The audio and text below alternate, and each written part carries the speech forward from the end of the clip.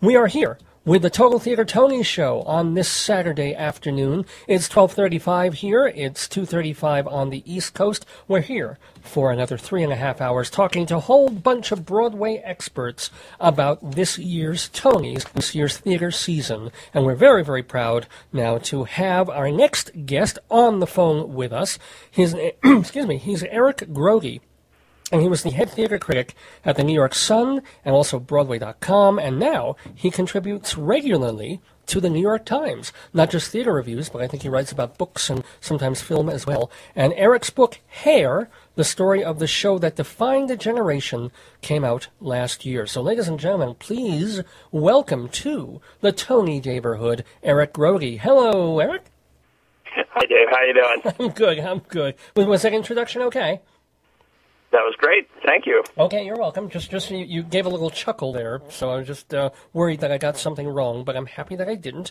So, you've been a busy person because not only are you a writer for these places, but you have a wife and 1 or 2 kids now. Is that true? Just the one. I'm actually calling sort of surreptitiously from the parking lot of the New Jersey Children's Museum. We headed off to Paramus for a day trip, and Paramus! Whoa. I mean, I just got back from, I'm sorry, I'm being a jerk, but from Italy and Rome and Florence and back to Denver, Colorado, but you went to Paramus. I'm just speechless. How's Paramus? I'm sorry. Oh, hello, Eric, did I lose you? I'm right here. Okay. You still here? Hi, David. Cell phones, hello. Then let's get right to the topics, because obviously the cell phone genies aren't like my attempts at humor.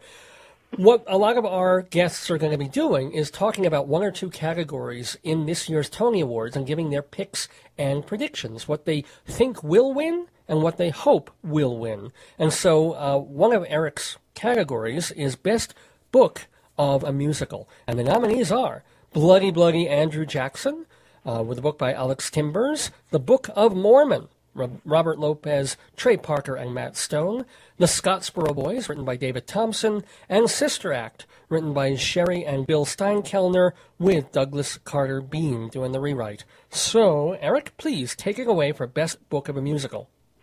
Well, I mean, I know you spoke with Michael Weedle earlier in the broadcast, at least you were scheduled to, and he probably told you that it's looking like a Book of Mormon, if not a landslide, rather close to a landslide. Mm-hmm. If there is an upset in the years where one show is kind of the runaway book of a musical and score of a musical actually tend to be 2 of those upsets, I kind of doubt that will be the case this year. When a show beats it out for book, it tends to be a sort of big populist show like Wicked will lose out on to a sort of snarkier, brattier, smaller show. Mm-hmm. However, in this case, the big populist hit is also the smart, bratty, snarky show. Uh-huh. And so, although you talk to people who are big Douglas Carter Bean fans and would sort of pull for Sister Act, or Alex Timbers has a real following sort of among the off-Broadway set, both of them will have their time soon enough. I think I can't see how any show but Book of Mormon will come out with Best Book this year. Yeah, I mean, I think that's pretty clear, although I think the surprise of the category, even though I did not see the show, was that Douglas Carter Bean did a real salvage job on Sister Act. People were not expecting anything from that, and then it ended up having a much better time than they thought they were going to.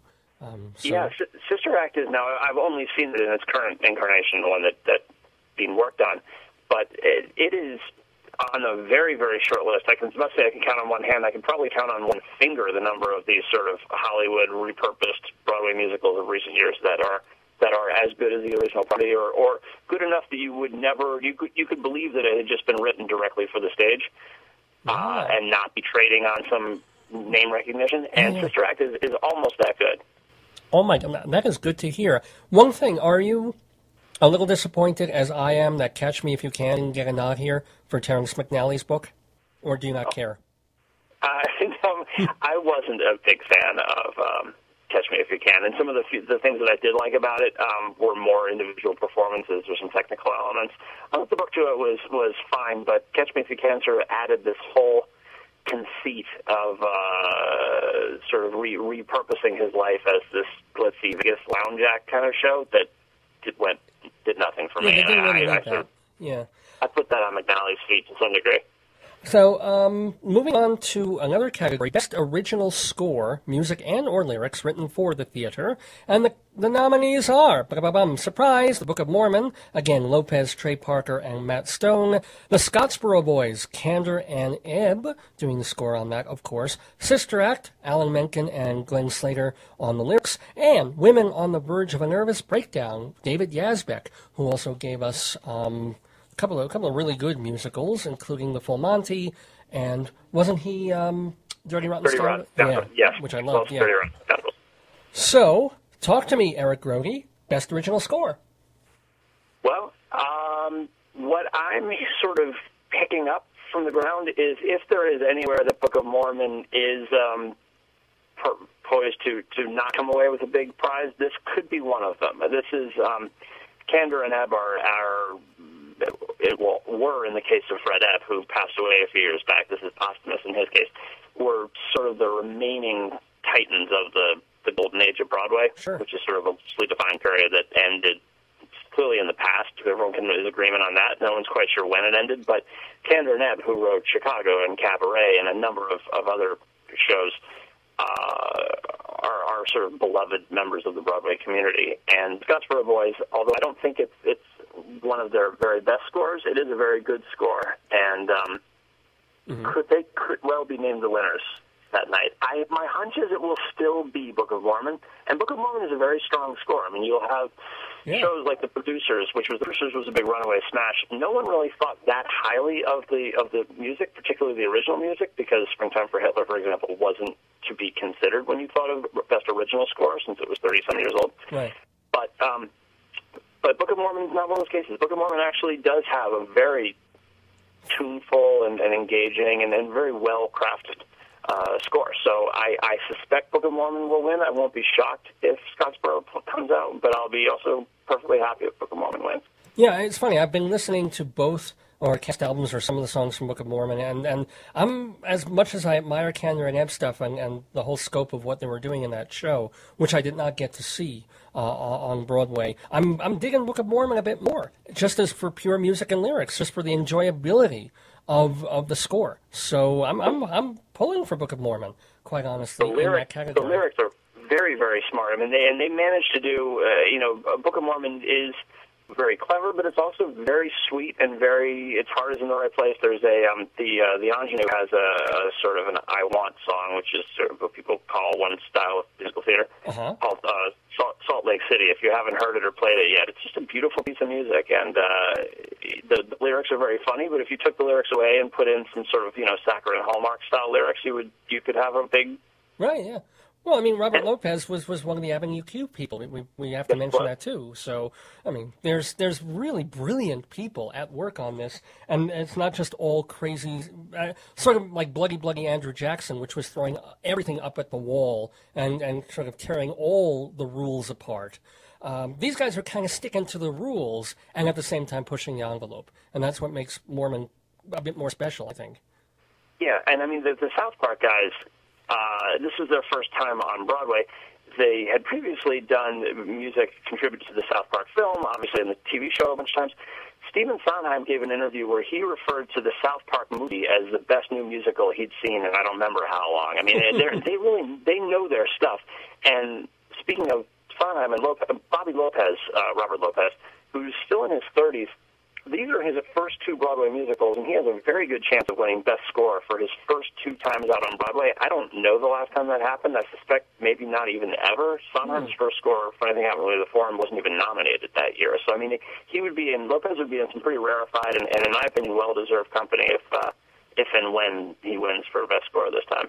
Now, Eric Grode, I want to get, before we get to our last question, where and when can people read you? Because I know you write for the New York Times, but is there a specific amount of times that you're in there, or do people just have to kind of search you, or how's that going? It's fine. I mean, I'm one of the critics there, and we sort of, in my byline, ebbs and flows as the number of shows that open ebb and flow. I have pieces in the next two Sundays, the Arts and Leisure section that comes out tomorrow. I have a decent-sized profile of Bill Berloni, who's winning a special Tony tomorrow. He's the animal trainer. He found the original Annie, the original Sandy for Annie, and has done every Sandy since. All the Bruisers from Legally Blonde are his. All the Totos from Wizard of Oz musicals are his. So it's a profile of him that talks about him, but also talks about how sort of Broadway is trying to figure out how to do without him, just cut costs. And I write for TDF, has a really nice website, TDF, which runs the TKTS booth in New York City. They run a lot of interesting theater articles, and I write regularly for them. But just keep your eyes peeled in the Times. Absolutely. For Eric Grode, Grode. And Eric, before I have to let you go, just a couple of thoughts on the season as a whole. Other thoughts on your favorite or least favorite things, both on and off Broadway, from 2010-2011. It was, all told, especially for plays, it was a pretty impressive season on Broadway. I mean, when you look at the Best Play nominees, which I'm sure you'll talk about later, I mean, pieces like Bengal Tiger at the Baghdad Zoo, even A Free Man Color, which didn't totally work, but was an incredibly ambitious, slight misfire on John Guare's part.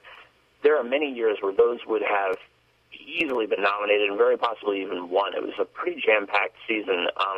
Jerusalem, which is not going to win. I've heard different people have different proponents. Jerusalem has very few. Jerusalem is, in my opinion, the best play of the year. Wow. Well, we disagree there, but okay. All right.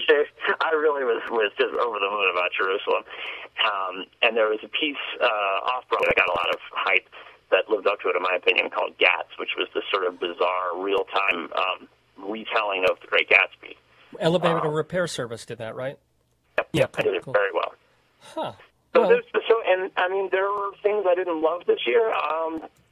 With such a rich, full year, there were plenty of times where I'd be happy I could probably fill your entire show with stuff I hated about the season. I'm going to put on my rose-colored glasses this year and say, all told, that the bad things have already faded from memory because there's so much good stuff. Well, I thank you for sharing the good stuff with us, Eric Grode. Do look for him on the TDF website. Do look for him on the New York Times website, especially tomorrow when he's got a big old feature. But he's in there a couple of times a month, so check him out, Eric Grode. And also, please get his book, Hair, The Story of the Show That Defined a Generation. Who published that, by the way? That's by Running Press. It's sort of a big, the city coffee table books that come out in conjunction with like Wicked or Jersey Boys. This is basically the Hair authorized history with a lot of beautiful illustrations of the original recent revival, which is coming back to Broadway this summer, and also of the '68 original, which has incredible stuff to look at. Terrific. Thank you, Eric Grode. Thank you for being in the neighborhood on this day before the Tonys. Thanks so much. Thank you for having me.